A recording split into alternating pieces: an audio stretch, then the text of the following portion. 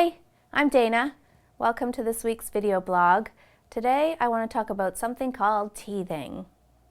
If I had a nickel for every time somebody told me their child was teething and that's why they didn't sleep well, I'd have a lot of nickels. Teething, in my opinion, gets blamed for almost everything. She's got a runny nose, she must be teething. She's got some diarrhea, she must be teething. She's not sleeping well, it's got to be teething. and I'm not saying that those things don't happen. You know, I've been around long enough to know that some babies don't handle teething very well at all. But what I do know is that it is not an excuse for poor sleep habits. Could it be an excuse for a bad night here and there? Sure, that makes sense. If a tooth is actually cutting through the gum and you can see it, I can believe that that's causing some discomfort. So yes, a night or two, sure. Months or years, no way, right? There's something else going on there. It is not teeth, and it shouldn't be blamed on that.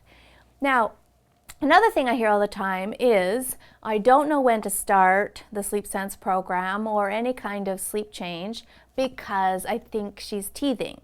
Well, some kids drool from the minute they're born until they're 2.5. So if that's what you're gauging it by, well, you might as well wait until all her teeth are in and then worry about this problem, because teething's going to come and go for a couple of years.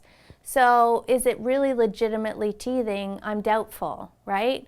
Really, from the research I've done around teething, it's not actually uncomfortable or causing pain unless the tooth is actually cutting the gum. So just drooling and chewing on things, in my opinion, is not teething, full teething, okay? So keep that in mind.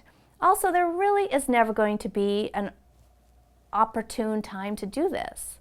You've got a trip coming up, or she's got the sniffles, or dad's got a business conference, or you think she's teething. I mean, life is life, people, and things come up, and we all have stuff, right? So there's never going to be a perfect time to go, oh great, nothing's happening, we can do this now. So I don't want you to use teething as a reason to postpone doing this. I say go for it. Again, could it be? Maybe yes, maybe no, but you need to do this, right? If you're to that point where you're considering doing it, obviously it needs to be done. So let's just jump in and get it done.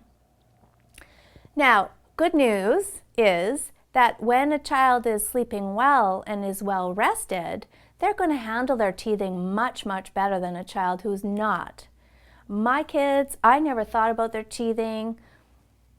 I just would see a tooth in their mouth. I never checked, I didn't think about it. One day they had teeth, and that's just the way it went. Now, I did notice that my daughter, when a tooth was actually cutting through, did get a little grouchier for a day or two, tended to need a little bit more sleep on those days, but that's really all the thought I gave it. And my kids did really quite well with it. It's like when if you're tired and you have a headache feels worse, right, than if you were well rested. So that's another piece of good news around getting your children sleeping well, is that they're going to handle illnesses, teething, surgeries, you name it, much better than those children who are not sleeping well. So I hope that helps you today. Thanks for watching. Sleep well.